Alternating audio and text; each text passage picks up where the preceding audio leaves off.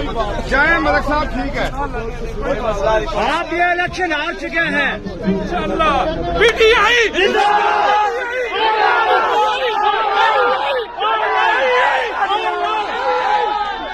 मरे के पापा, मरे के पापा,